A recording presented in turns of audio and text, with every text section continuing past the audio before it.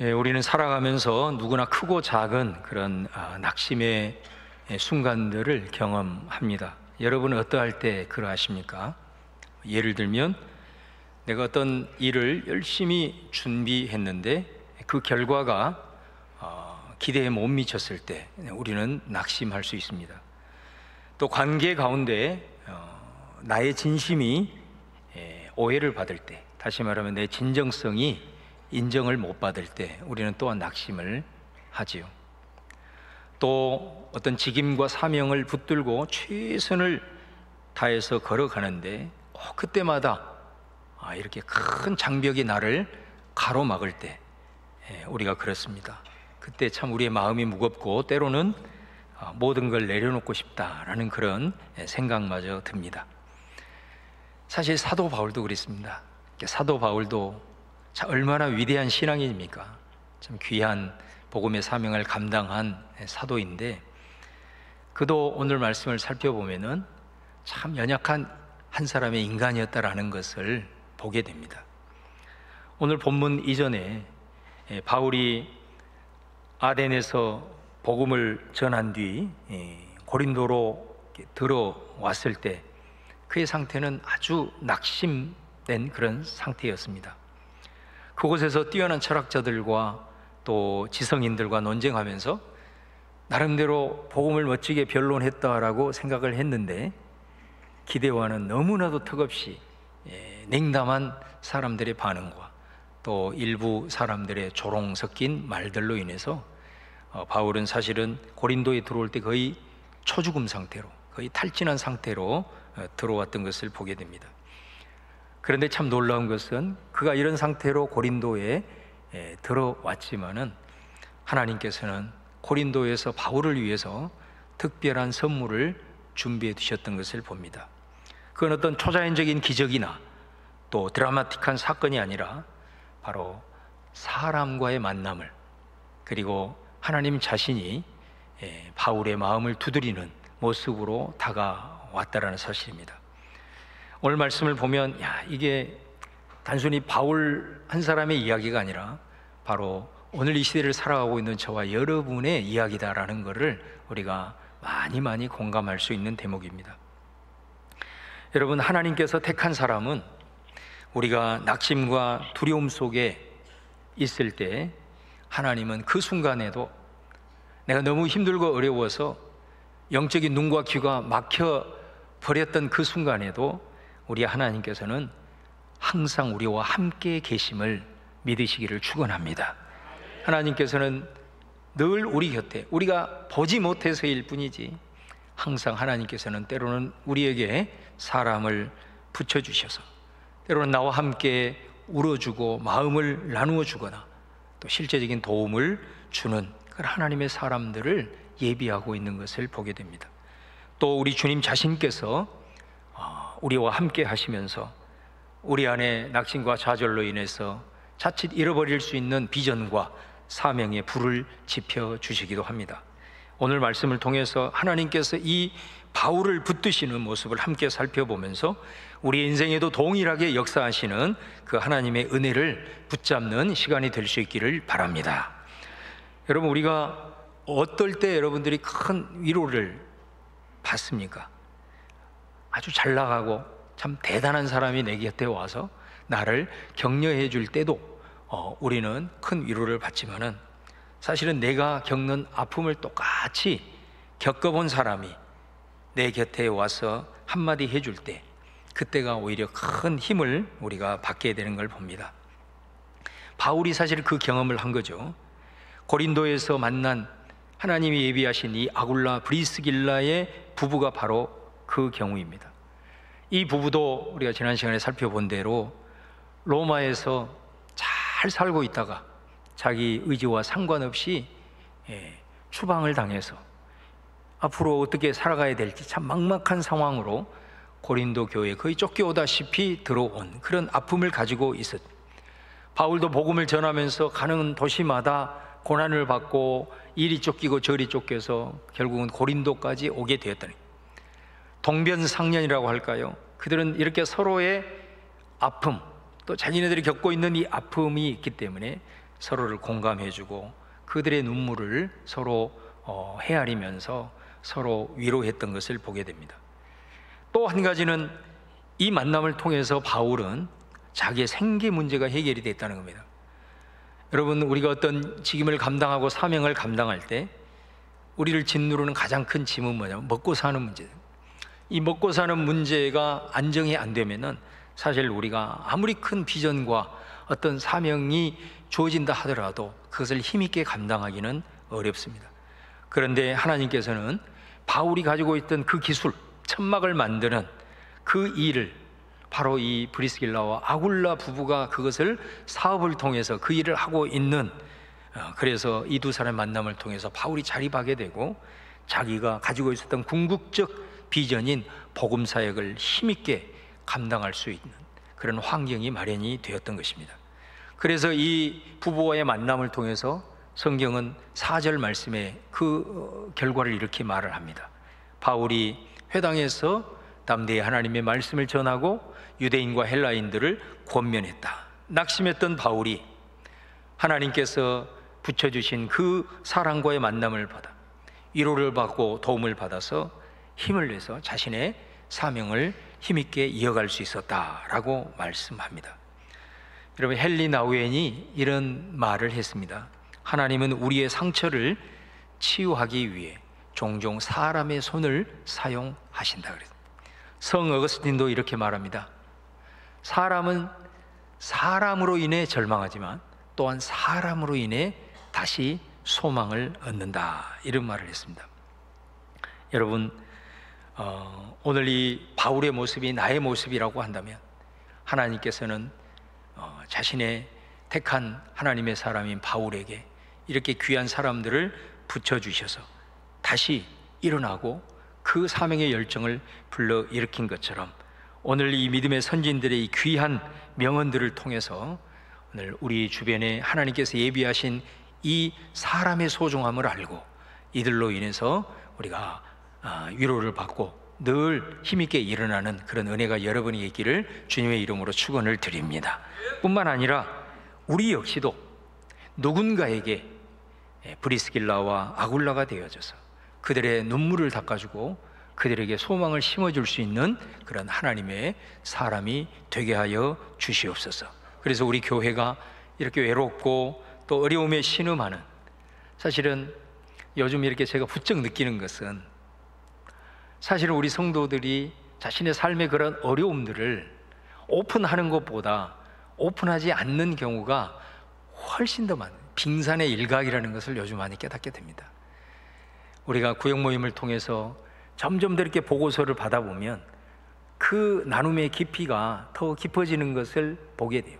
그러다 보니까 이런 것도 오픈하지 않고 있었구나. 이제 구역 모임을 통해서 또 신방을 통해서 성도들이 마음을 조금씩 열고 있구나. 그러다 보니까 정말 성도들이 가지고 있는 그 속에 있는 그런 아픔들, 그런 상함들이 의외로 많다라는 것을 요즘 부쩍 제가 깨닫게 됩니다. 어찌하든 우리 교회를 통해서 이렇게 여러 가지로 비전을 향하여 달려가다가 또 여러 가지로 인생의 길에서 또 여러 가지 부딪히는 이런 어려움 속에서 낙심하고 있는 분들, 그분들이 우리 교회 공동체를 통해서 따뜻하게 위로를 받고 늘 새 힘을 얻을 수 있는 그런 귀한 공동체가 되기를 간절히 바랍니다.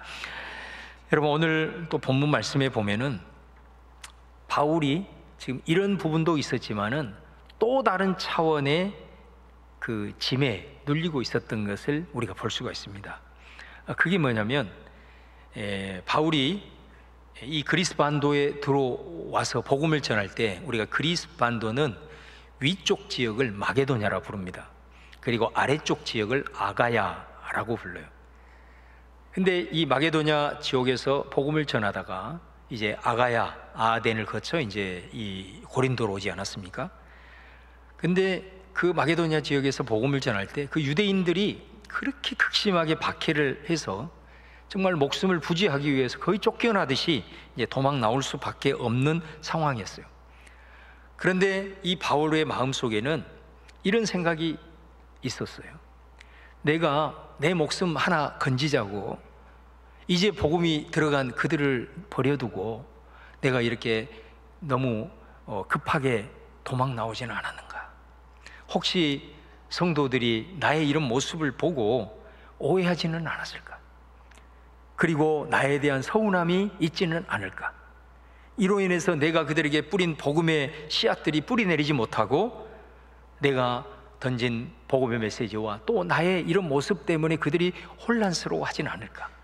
이런 그 무거운 마음의 짐이 바울을 계속해서 사실은 짓누르고 있었습니다. 그런데 오늘 5절에 보면은 반가운 소식을 듣는 거예요.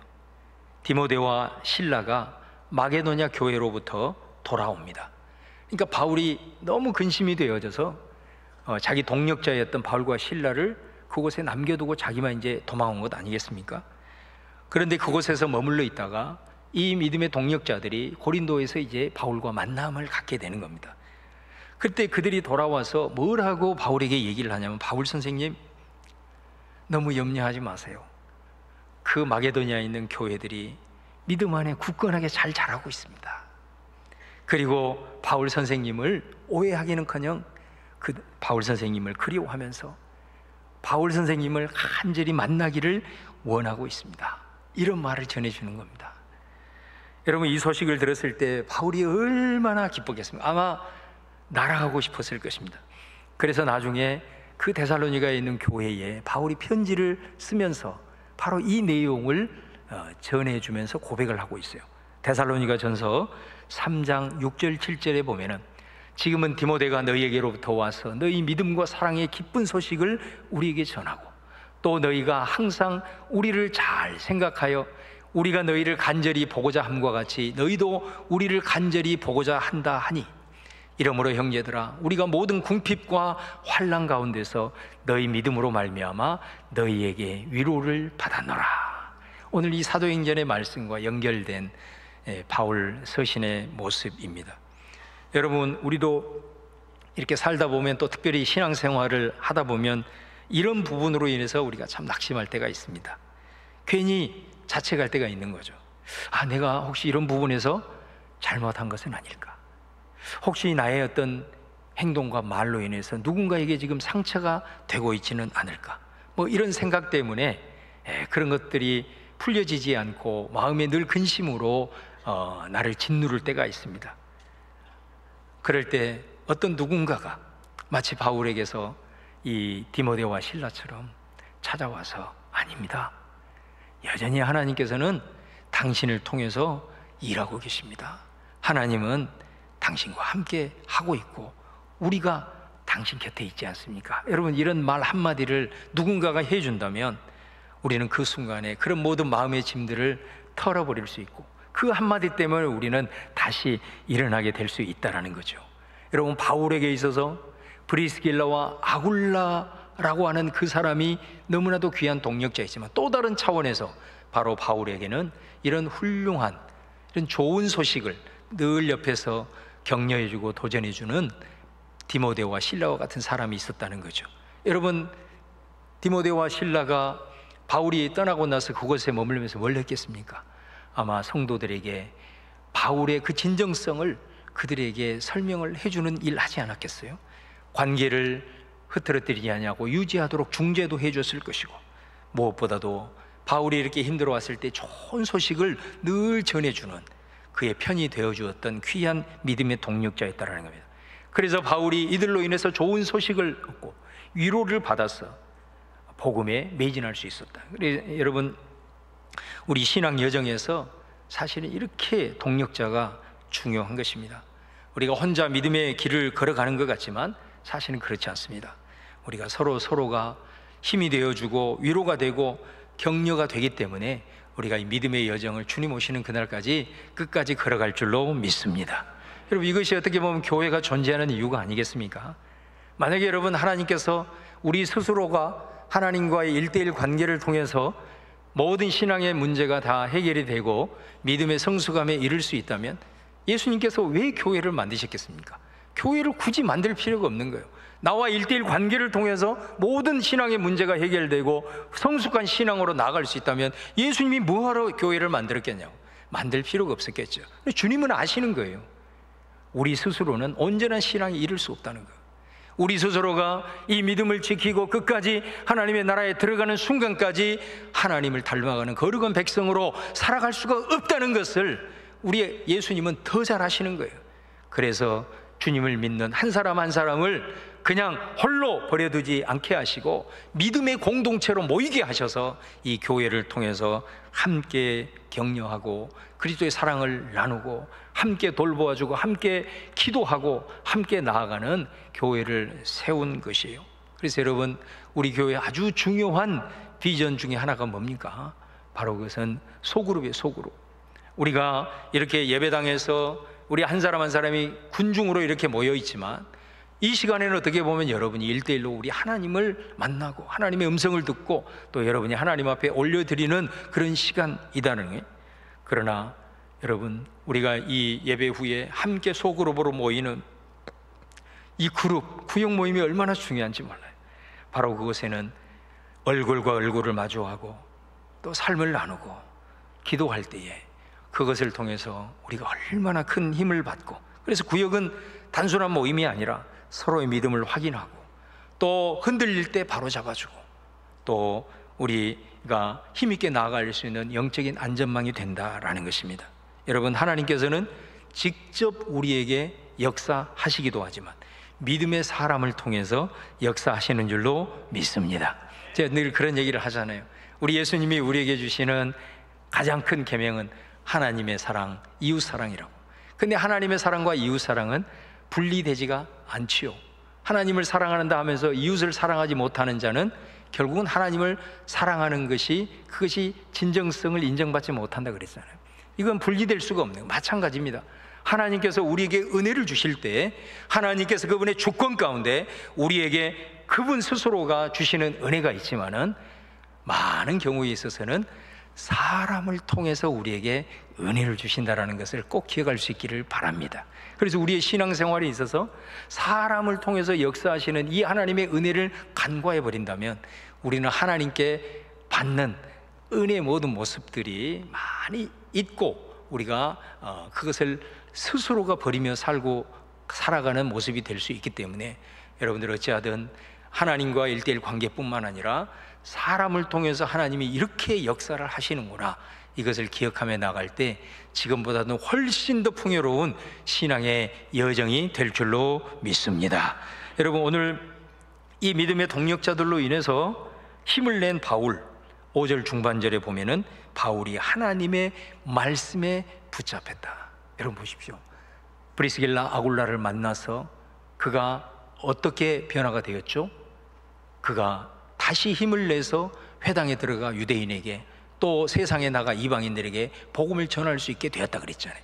오늘 또 다른 차원의 근심의 짐에 눌려 있을 때 하나님께서 이 실로와 디모데와 같은 동력자들을 또 붙여주심으로 힘을 얻어서 어떻게 됐다고요? 바울이 힘을 얻어 또 하나님의 말씀에 사로잡혔다. 할렐루야.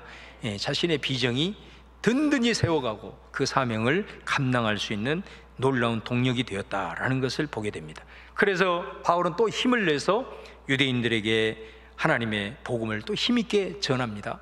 그런데 6절 말씀에 보면은 또 장벽이 부딪히게 됩니다. 그건 뭐예요? 유대인들이 바울을 또 대적하는 거예요. 그리고 바울을 비방했다 이렇게 말합니다. 여러분, 이 경우는 참 우리들의 삶에 어떤 문제 하나가 해결됐을 때 또 얼마 있다가 또 다른 문제가 터지고 그 문제를 수습하면 또 저기서 이렇게 내가 직장에서 어려움이 있어서 그 문제를 해결을 하면 가정에 뜻하지 않는 어려움이 생기기도 하고, 가정의 어려움을 해결하면 또 내 건강에 문제가 생기기도 하고, 경제적인 부담이 찾아오고, 어떻게 보면 이런 식으로 우리들의 삶이 오늘 바울이 경험했던 것처럼 계속 연속해서 우리에게 찾아올 때가 있고, 그렇게 또 우리가 느껴질 때가 있습니다. 근데 여러분, 믿음의 사람은요, 이런 상황에 직면했을 때 어떻게 반응하느냐, 이게 중요합니다. 그것이 오늘 하나님께서 바울을 통해서 우리에게 주시는 메시지라는 것입니다. 여러분이 이 장벽에 부딪혔을 때 왜 이러지? 왜 이렇게 계속해서 설상가상으로 내 삶에는 뭔가 하려고 하면 장벽이 이렇게 찾아오나 하면서 원망하고 불평할 수도 있었지만은 바울은 그러지 않았다는 거예요. 이 장벽에 부딪혔을 때 바울은 어떻게 반응하느냐? 바울은 자신의 비전을 확인하는 모습으로 이 장벽을 승화시키고 있는 걸 보게 돼요. 여러분, 바울의 원래 하나님이 주시는 비전은 뭡니까? 이방인의 사도로 부름을 받았거든요. 그런데 여러분, 바울은 지금까지 앞으로도 뭐 그런 부분에 완전히 자유할 수는 없겠지만은 이 바울은 늘 어디를 가든지 간에 유대인들이 모여있는 회당을 기점으로 복음 사역을 했어요. 물론 그 회당을 선교의 어떤 전략지로 이용했겠지만 사실은 로마서 9장에 나오듯이 바울에게 있어서는 자기 동족의 구원이 바울의 가슴 속에서 떠나질 않았어요. 그래서 여러분, 그가 모세처럼 그렇게 기도하잖아요. 로마서 9장에 내 민족이 예수님을 믿어 구원을 얻을 수만 있다면 나는 내 목숨을 바쳐도 좋다, 내 목숨을 하나님이 거두어가지고 좋다, 그런 고백을 할 정도로 자기 민족에 대한 애착이 누구보다도 강했던 사람이 바로 바울이었던 것입니다. 그런데 이 바울이 복음을 그렇게 자기 동족들에게 하는 곳곳마다 그곳에 머물고 있는 유대인들에게 복음을 전했을 때 아이러니하게도 그 바울의 복음의 여정을 가장 가로막고 가장 바울을 힘들게 했던 사람들이 자기 동족들이었다는 거예요. 오늘 고린도에도 마찬가지예요. 복음을 힘있게 전했을 때 유대인들이 비방하고 바울을 대적했다는 거예요. 이런 장벽 앞에 바울이 서 있을 때 인간적으로 얼마나 낙심이 됐겠어요. 그런 순간에서 바울은 그 장벽 앞에서 자신의 비전을 되새겨 보는 거예요. 그래, 원래 하나님께서 나를 불렀을 때는 이방인의 사도로 부르지 않았냐. 그래서 이제부터 내가 이방인의 선교에 더욱더 올인을 하고 여기에 내가 집중을 해야 되겠다라고 그 장벽 앞에서 자신의 비전을 확인하고 믿음으로 결단하는 것을 보게 됩니다. 그래서 7절 말씀에 보면은 이제 회당을 떠나서 디도 유수도라 하는 사람의 집으로 들어가게 됩니다. 그리고 그곳에 이방인의 복음을 전하는 거점으로 바로 바울이 디도 유수도의 집을 사용했던 것을 보게 돼요. 근데 여러분, 참 놀라운 것은요, 이 결단을 하고 발걸음을 내디뎠을 때 전혀 생각하지 못했던 일들이 일어납니다. 그게 뭐냐면 8절 말씀에 보니까 회당의 회당장 그리스보가 온 가족과 함께 예수님을 믿게 되고 그 광경을 지켜본 많은 고린도 사람들이 예수님을 믿고 세례를 받는 기적이 일어난 줄로 믿습니다. 여러분, 생각해 보세요. 바울이 이제는 내가 유대인 이들도 예수님이 필요하지만 이 장벽 앞에 나는 이방인의 사도로 부름을 받았어. 그러면서 이방인에게 발걸음을 옮기면서 자기가 붙들고 있었던 유대인들을 내려놓고 이방인에게 자신의 비전을 향하여 힘있게 나갔을 때 누가 예수님을 믿게 됐냐? 자기가 내려놨던 그 회당의 최고의 리더인 그리스보가 그 온 가족과 함께 예수님을 믿는 역사가 나타나고 그로 인해서 많은 고린도인들이 예수 그리스도를 믿게 되는, 상상할 수 없는 하나님의 일하심, 하나님의 앞서 행하시는 기적의 역사가 나타났던 것을 보게 되는 것입니다. 여러분, 저와 여러분이 열심을 품고 나아갈 때 때로는 부딪히는 장벽이 있을 수가 있습니다. 그럴 때 오늘 이 장면을 우리 성도님들이 꼭 가슴에 품었으면 좋겠어요. 바울이 장벽을 만났을 때 그때 어떻게 반응했느냐? 그가 그렇게 결단하고 내려놓고 과감하게 믿음으로 발걸음을 비전을 향하여 내딛었을 때 하나님께서 바울의 삶에, 바울의 사명에 어떤 기름 부으심을 부으셨는지 이 장면을 여러분들이 꼭 가슴속에 되새기면서 나갈 때 우리 하나님께서 여러분과 함께 하셔서 우리 하나님의 위대한 일들을 행하여 주실 줄로 믿습니다. 오늘 이 찬양을 제가 한번 올려드릴 때 아시는 분은 같이 고백했으면 좋겠습니다.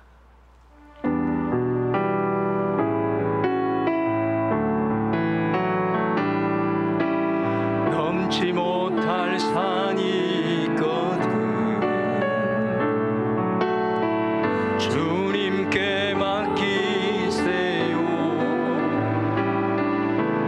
넘지 못할 파도 있거든 주님께 맡기세요.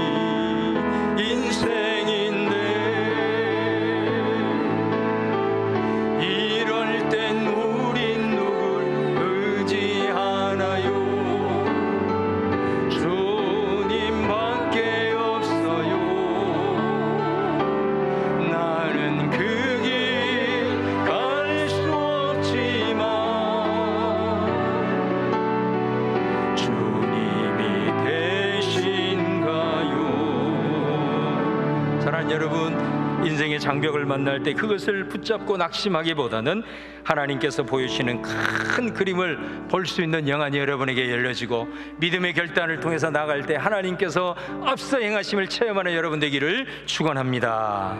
마지막으로 10절에서 9절 10절을 보면은 어느 날 밤에 하나님이 직접 바울에게 나타나십니다. 그리고 바울에게 말합니다. 두려워하지 말고 침묵하지 말고 말해라. 내가 너와 함께한다. 너를 해칠 자가 없을 것이다. 이 성에는 나의 택한 백성들이 많다라고 말씀을 하는 거예요. 여러분, 이제 하나님이 직접 그에게 음성을 들려주실 때 이 바울이 얼마나 거기에서 또 위로를 받고 소망을 품었겠습니까? 저는 이 말씀을 묵상하면서 바울이 이 하나님의 말씀을 들었을 때에 그 순간에 그가 큰 깨달음이 있었을 것 같아요. 여러분, 우리가 어떤 이런저런 삶을 경험하다가 예배 가운데 하나님의 말씀을 듣고 성령이 감동해서 그 말씀이 내 마음속에 부딪혀올 때, 아니면 내가 하나님 말씀을 묵상하거나 기도할 때 하나님께서 그 말씀으로 내게 감동할 때 그 깨달음, 바로 이게 바울의 깨달음이 아니었겠나. 바울이 어떤 깨달음을 가졌, 이 하나님의 음성을 듣고 바로 그 깨달음은 확신이었습니다. 그 확신은 어떤 확신이었냐, 생각해 보니까 지금까지 고린도로 와서 자기가 걸어왔던 이 여정들을 보면서, 그래, 내가 힘들고 어려워서 잠시 볼 수도 없고 들을 수도 없었지만 그 과정에서도 하나님은 나와 항상 함께 계셨구나, 그리고 늘 나를 붙들고 계셨구나, 그것을 깨닫게 되고 그 확신을 갖게 된 거예요. 생각해 보니까 아덴에서 초죽음 상태에서 고린도로 들어와서 힘들고 어려웠을 때 하나님은 우연한 것이 아니었구나, 브리스길라와 아굴라를, 나와 똑같은 그런 아픔을 겪는 사람들을 예비해 두셔서 나로 하여금 다시 한번 일어설 수 있도록 하나님께서 하셨구나. 또 내가 계속해서 지금까지 마음속에 눌린 그 근심의 짐이 있었을 때 디모데와 실라를 통해서 내게 이렇게 좋은 소식을 전해주고, 또 빌립보와 데살로니가 교인들이 세상에 나를 보고 싶어 할 뿐만 아니라 내 진정성을 알고 내 선교의 여정을 알고 십시일반 모여서 선교 헌금까지 보내주신 그 모습으로 인해서 다시 한번 내 심장이 복음으로 불탔었지. 또 유대인들의 반대와 장벽이 있었을 때 하나님께서는 그것들을 통해서 나를 주저앉도록 내버려 두지 아니하시고 내 비전을 다시 한번 찾게 하시고 내가 과연 어디에 서 있는지, 내가 어디로 가야 될 것인지 하나님은 그것을 깨달을 수 있는 그런 도구로 하나님이 사용하셨구나. 그래, 하나님이 나와 함께 하셨구나. 이런 물리적인 장벽도, 사람들의 장벽도 결국은 나를 통해서 이루시기를 원하는 그 하나님의 도구였구나. 이런 확신을 갖지 않았겠어요? 하나님의 음성을 듣고 바로 자신의 삶을 돌아보면서 이 확신을 갖게 된 거죠. 그래서 여러분, 이 확신이 그의 삶에 어떤 동력으로 작용합니까? 이곳에서 무려 1년 6개월을 거하면서 너무나도 힘있게 복음을 전해서 고린도 교회를 세우고, 그리고 믿음의 많은 제자들을 길러내는 역사를 이루신 줄로 믿습니다. 그래서 그 열매로 현대 교회가 가장 드려야 될 메시지가 다 담겨 있는 고린도전서와 고린도후서가 그렇게 해서 또 탄생되는 것 아니겠습니까?